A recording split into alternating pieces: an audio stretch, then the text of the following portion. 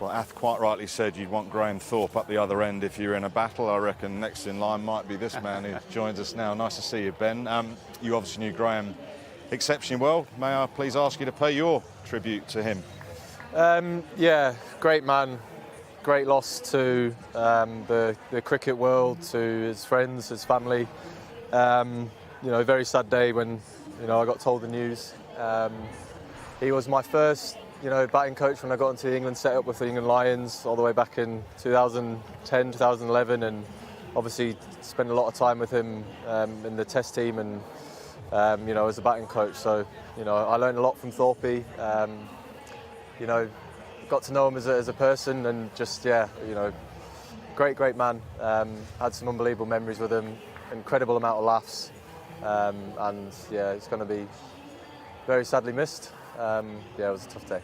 Sort of what Ath was alluding to earlier, it's been well documented that Thorpe had his struggles away from cricket throughout his life, really, but he was a lot of fun, wasn't he? He was, he was... Last to leave the bar. Yeah, exactly. And I think, news like this, days like this, obviously when you know someone, you look back and you sort of have, memories of, the good times, the fun times, and that's the sort of person that I will always remember, Thorpe. Great human being, great man, and as I said, it's going to be sorely missed by a lot of people. Correct, I will back that up. Thank you very much indeed. Can we turn it back to the cricket? Nice to see you in a 100 shirt for the Northern Superchargers. Your third ever game of the 100. How many of these are you playing? Just remind people. Yeah, so playing the last 4. Really excited to get back into the comp and be playing for the Northern Superchargers again. Obviously been watching from home in the break we've had since the Test series finished, and lads are flying. We put in some really good performances, and I think.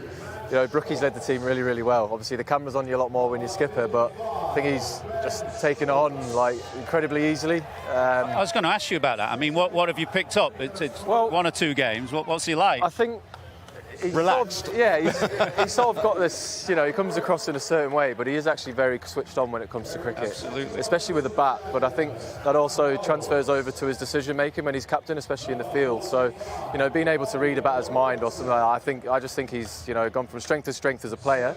But I think now with his added responsibility, we might see Harry Brook go to an even new level when it comes to cricket. I was stood next to him the other day. He said, I might only have 2 GCSEs, but I know cricket. We've got one more than me. One more than him, isn't it? That's exactly it. Yeah. You and Brendan went about creating this environment in the Test side to allow players to flourish. Do you get a sense that Harry and Fred have managed to do that with the Northern Superchargers? Yeah, I mean, look, I only turned up here yesterday afternoon for some training, but look, in the brief discussions we've had as a team, it's been very simple. It's Brookie just said, if it's there to hit for 6, hit it for 6. If you feel like you're going to get a wicket, try to take a wicket. So, the short format sometimes can get massively overcomplicated, and Harry and Fred are certainly not 2 people who are going to do that. Yeah.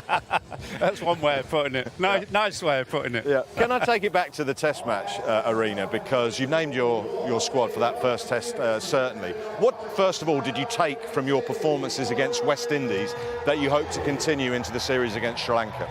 I think the thing that I was most pleased by from a captain point of view was when we were put under pressure, we got through it but came out on the other side and were still in a very strong position. West Indies fought back hard with the bat at Trent Bridge, but we managed to sort of counteract that later on in the game. Again, 50 for 5 here with the bat in our first innings. We soaked up all that pressure, but still managed to score. But it was just done in a real, I don't want to say clever, because it sounds like what we did before wasn't clever, but it's just been a really good natural progression, and you can see the guys have just sort of are learning and realising, right, we're under the pressure here. What do we need to do to not only try and transfer as much pressure as we can, but just sort of just do it a little bit smarter than maybe we have done. And as a captain, as a team, you just want to progress. And I think over the last 3 games, we've certainly seen some huge progression.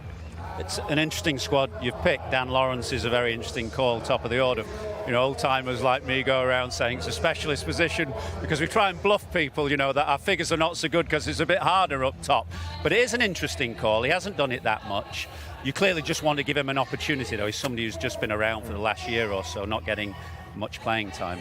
Yeah, well, I mean, the way that we see it is that Dan's been in the team for the last 2 years, as a spare batter. An opportunity now presents itself, albeit obviously he's a middle order batter, but so you don't see it as a specialist position in any way, shape or form. If you look at it, Zach's injured, very unfortunate. When he's fit, he comes back into the team. and Dan's been travelling around with us. He's, and this is his opportunity to go out and impress. But we've always felt that Dan was a player who, if anything happened, such short notice, he could come in and fill at any role. And now we find ourselves in that position. So, look, it's a very exciting time for Dan. He's obviously been, well, not frustrated, but it must be tough touring and not playing. So now he gets a chance. An interesting call with Ollie Stone as well. I mean, it's very clear with those two selections that, aggressively minded batters and quick bowlers are the way to go.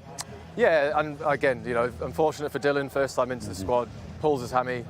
So, we sort of gone right like for like, and Ollie Stone's great to see him back in bowling again. With obviously he's had some injury issues, so I think he's got through that, and it's great to see him back in the side. And when he has played for England, I think he's done really well, and he does bowl quick, and we obviously like that. You could open. You did it all right here. It's a bit easier when you're chasing 80. When you've got to go out there on day one, it might be a bit overcast and a bit of a green top. I think I'll let Ducky and Zach take that, and I'll slot down when the ball's a bit softer at 6.